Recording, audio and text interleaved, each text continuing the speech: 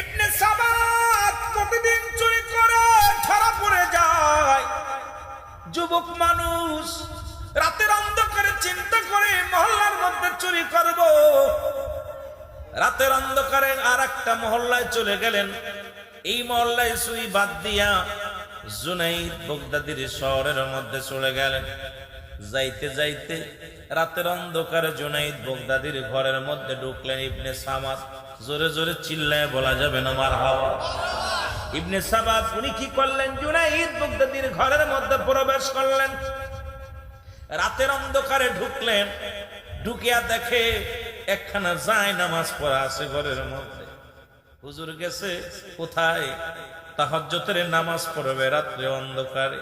হুজুর গেছে ওযু করতে, বাকি কাজ সারে জরুরাত কাজ সেরে ওযু করতে গেছে। ইবনে সাবাত ঘরের মধ্যে ঢুকিয়া দেখে যায় নামাজ বিছানো।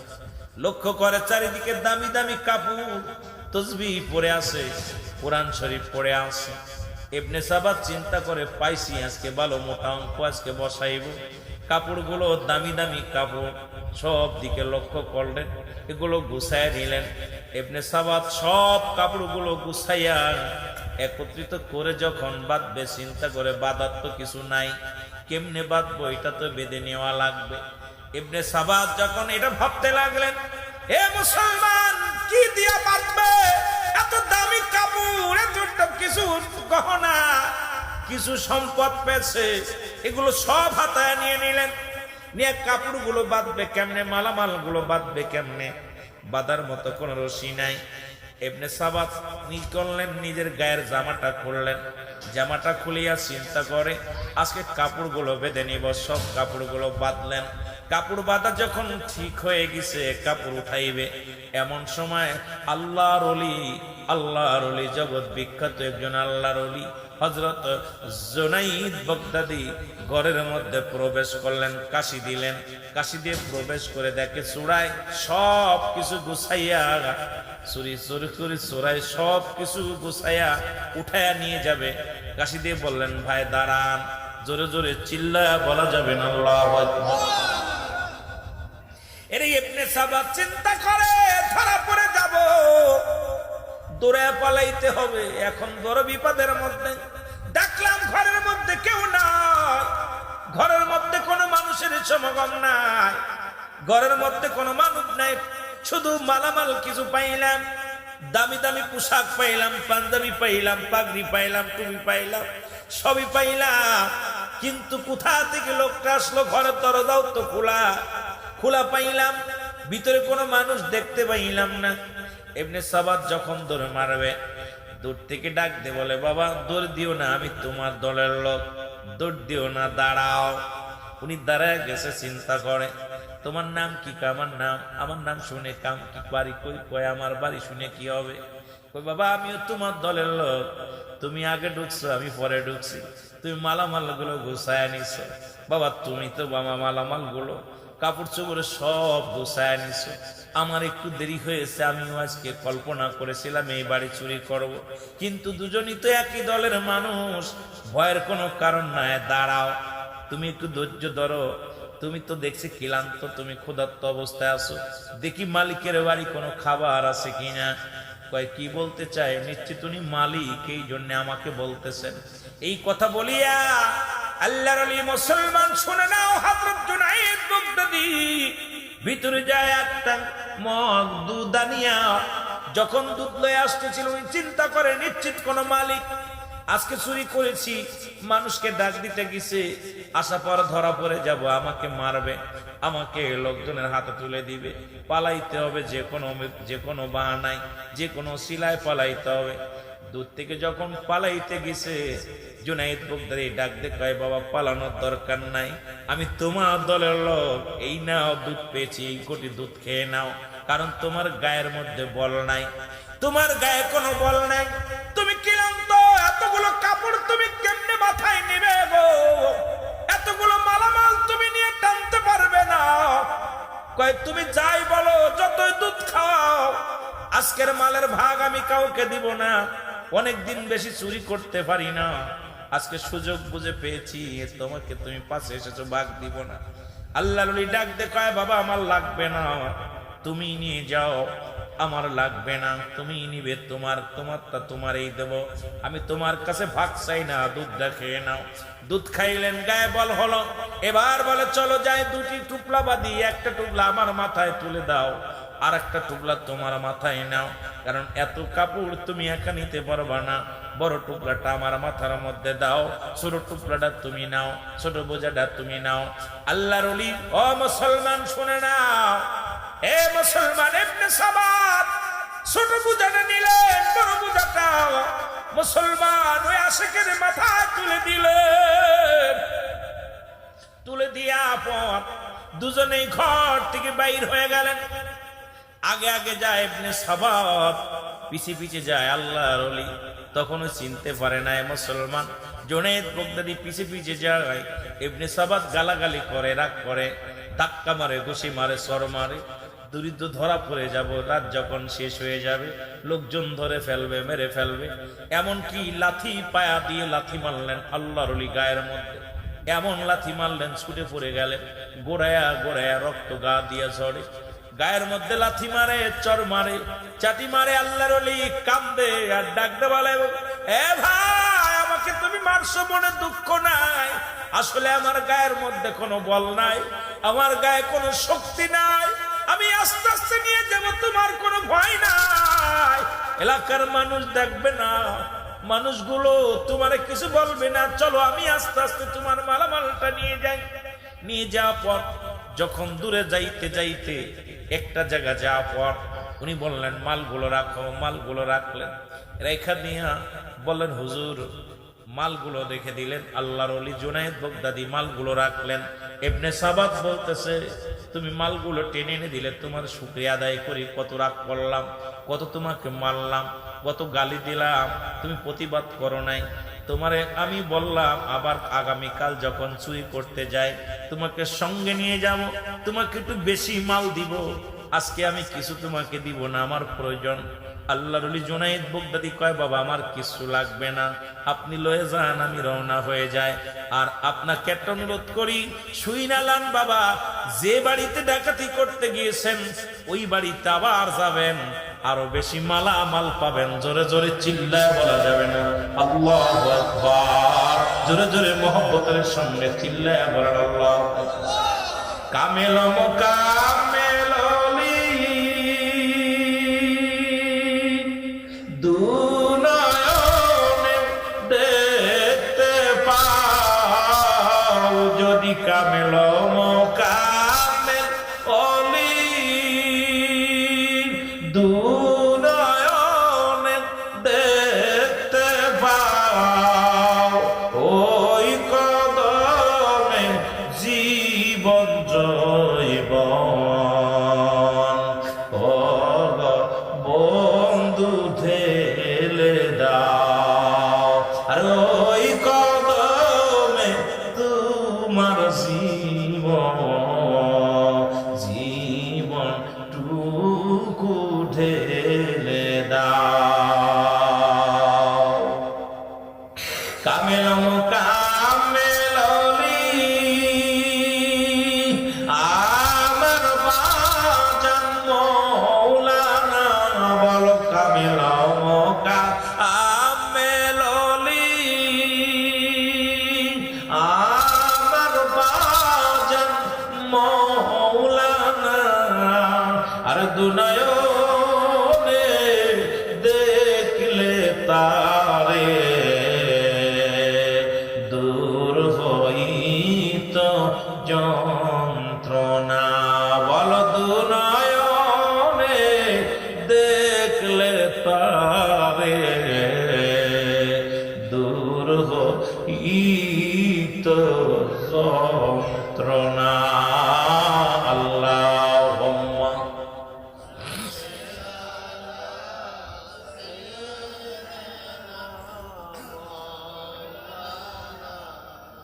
বাবারা জোরে জোরে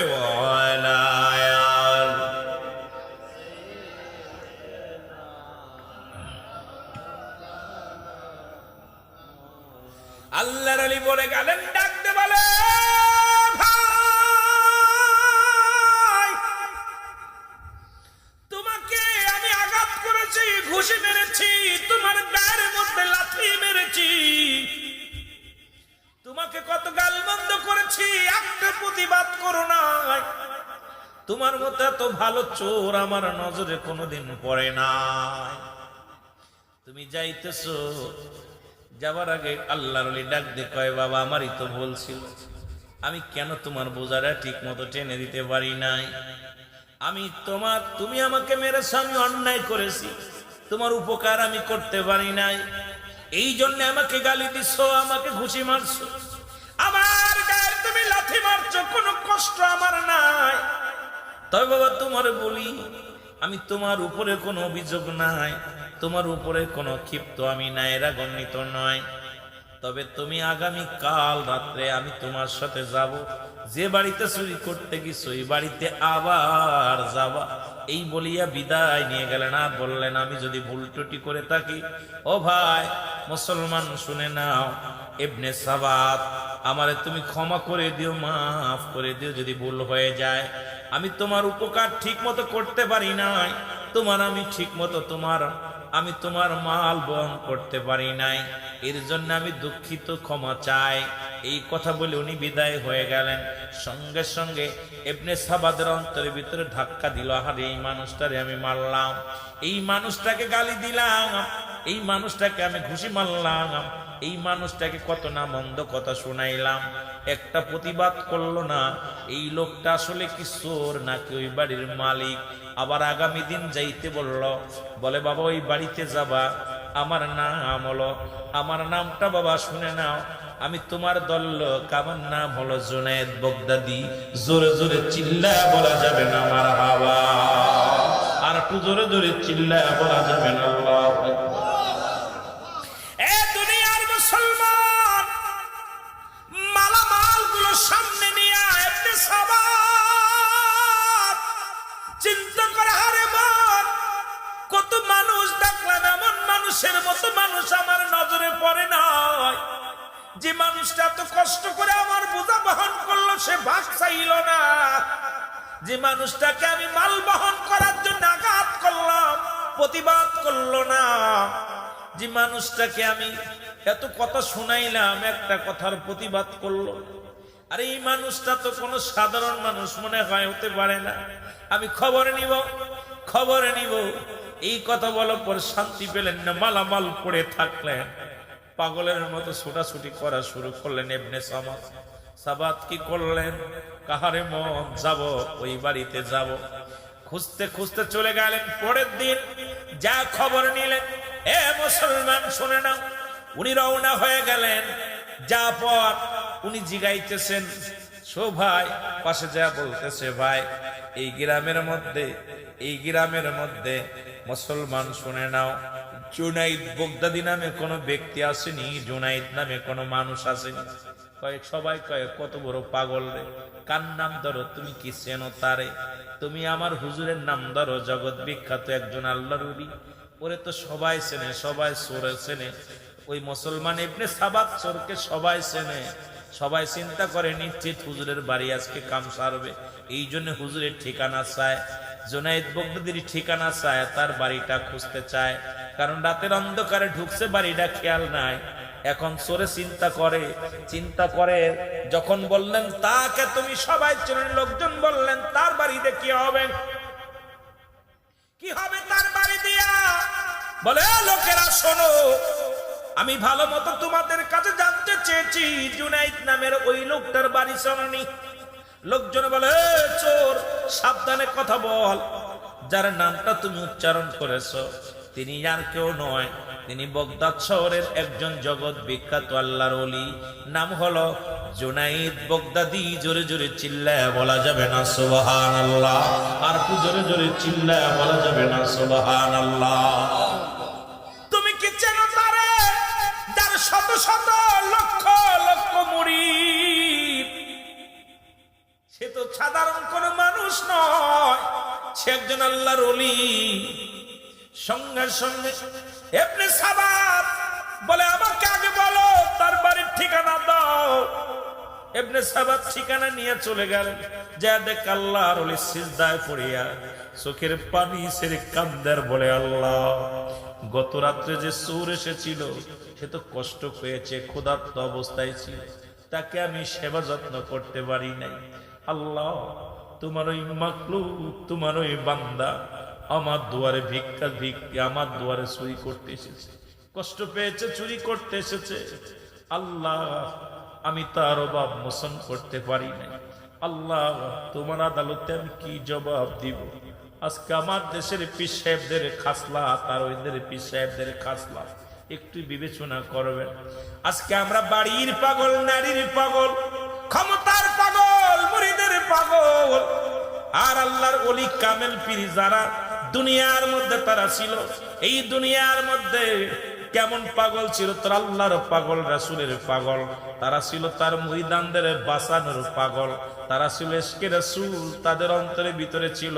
তারা দুনিয়ার মুখাপেক্ষী নয়, তারা সদা সর্বদাই কাঁদতেন আমার মওলার জন্য, রাসূলের প্রেমে। জোরে জোরে বলেন ঠিক কি না? এরে আল্লাহর ওলির কান্না সিজদাগত অবস্থায় যায় ইবনে সাবা যখন দেখতে পাইল আল্লাহর ওলির চোখে দিয়ে পানি রে, দৌড়া যায় কদমের মধ্যে পড়ে কাঁদে আর ডাকতে বলে, আল্লাহর ওলি, ও আল্লাহর ওলি, আমি আপনাকে চিনতে পারি নাই, আমি আপনাকে না চিনে আমি মনে করেছি আমার জাতি ভাই, আমিও চোর আপনিও চোর।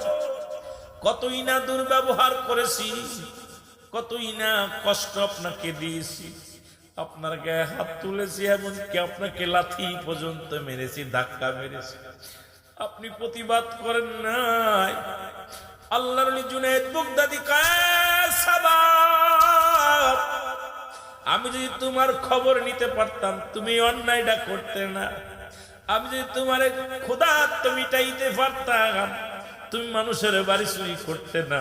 তুমি চিনতে পারো নাই বাবা, আমি কোনো কষ্ট পাই নাই, তুমি আমাকে আঘাত করেছো, আমি তোমার কাজ করতে পারি নাই।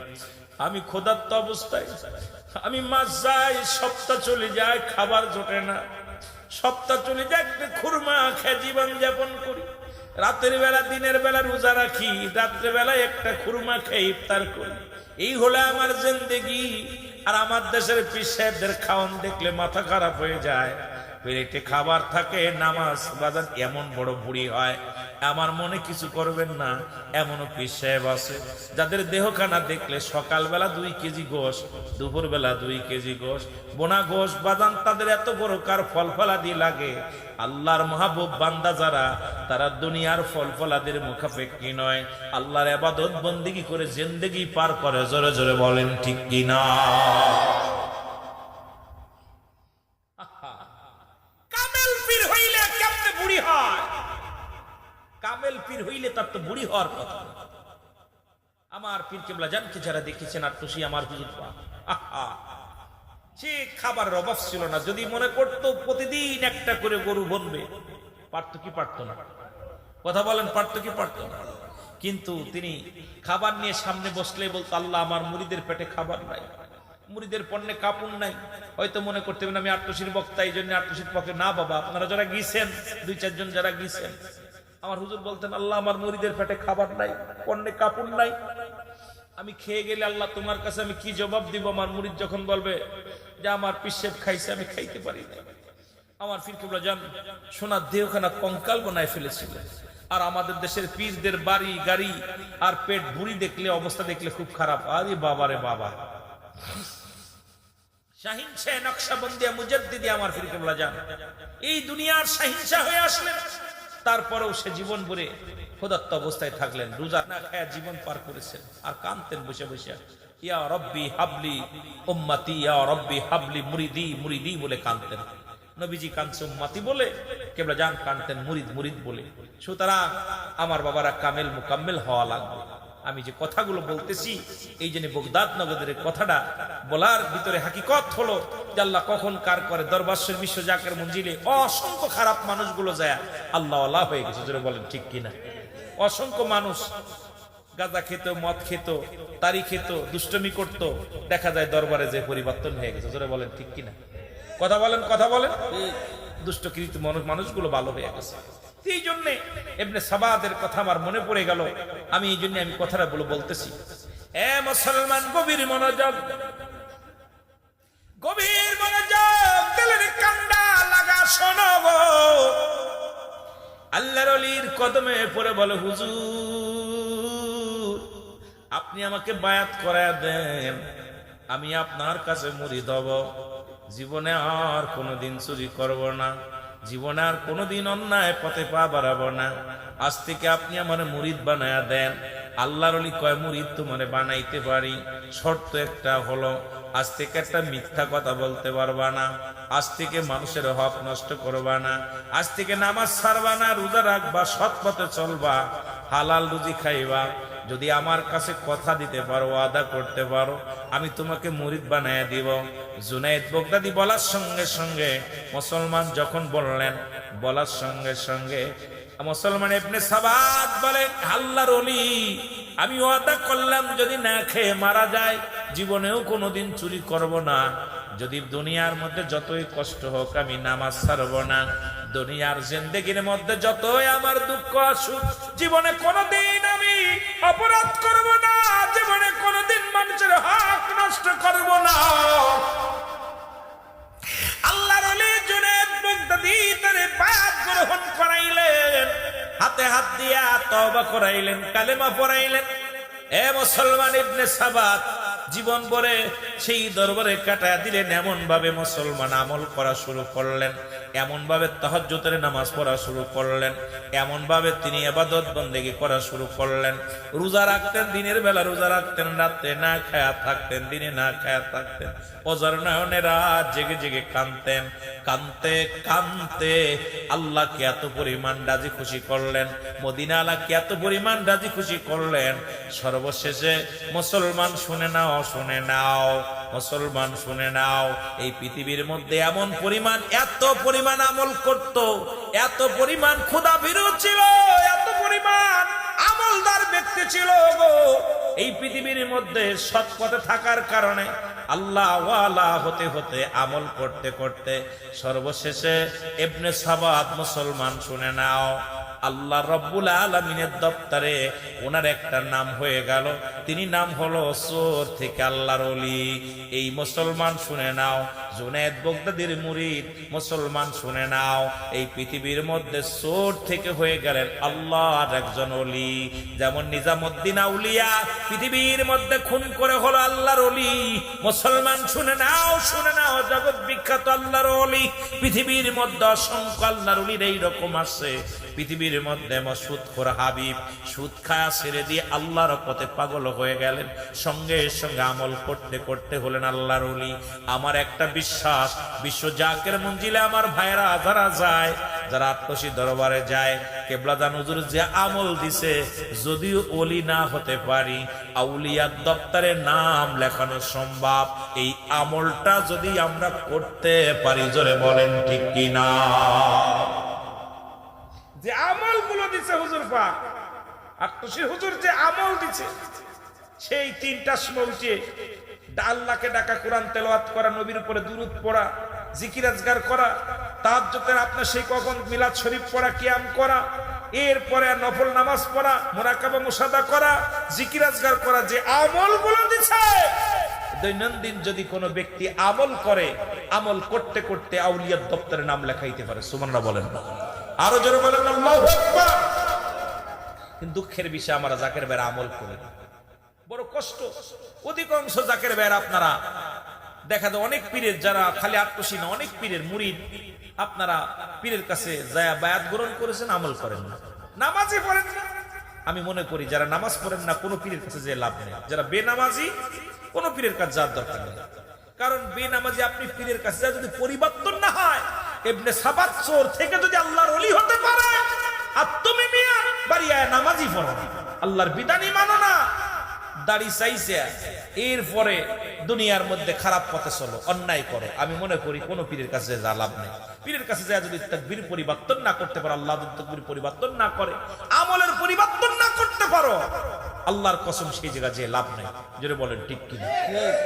কষ্ট যদিও পান, আমি সত্যি কথা বলি, সেটা হলো এই জন্য আমি আমার পীর কেবলাদারকে শুনেছি বলছে, বাবা যারা বেনামাজি তারা আমার মুরিদ না, সুতরাং নামাজ যারা পড়েন না তারা আটটসি যাবেন না, যারা আটটসি যান নামাজ তাদের পড়া লাগবে। আর আটটসির মুরিদ শুধু না, আমরা যারা মুসলমান, একমাত্র কাফের এবং মুসলমানদের মধ্যে পার্থক্য হলো নামাজ। যেটা বলেন ঠিক কিনা? কাফের এবং মুসলমানদের মধ্যে পার্থক্য কি? নামাজ। নামাজ যার নাই এবার কিসের মুসলমান? মুসলমান হয়ে দাবি করতে হলে নামাজের প্রয়োজন আছে কিনা? আরো জোরে বলেন আছে কিনা? এই নামাজটা আদায় করতে হবে। জোরে বলেন ঠিক কিনা? একটু মহব্বতের সঙ্গে দুরূদ শরীফ পড়েন। আল্লাহুম্মা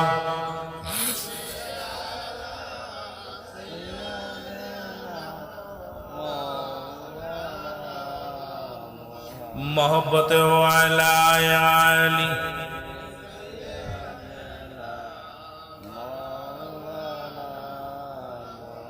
কষ্ট হচ্ছে দুরূদ শরীফ পড়তে, আওয়াজ নাই। আমি প্রতিটা কথা বলতেছি, আমার খুব কষ্ট হচ্ছে ভাই, পায়ের মধ্যে জ্বালা করতেছে প্রচুর পরিমাণ, জার্নি করছে অনেক পথ, এরপরে কথা বলতেছি খুব কষ্ট হচ্ছে। তারপর যদি আপনারা ভালোবাসা না দেন, আলোচনা লোকজনের সমাগম একটু কম, তারপরে আপনাদের আওয়াজ না শুনলে আলোচনা করা সম্ভব না।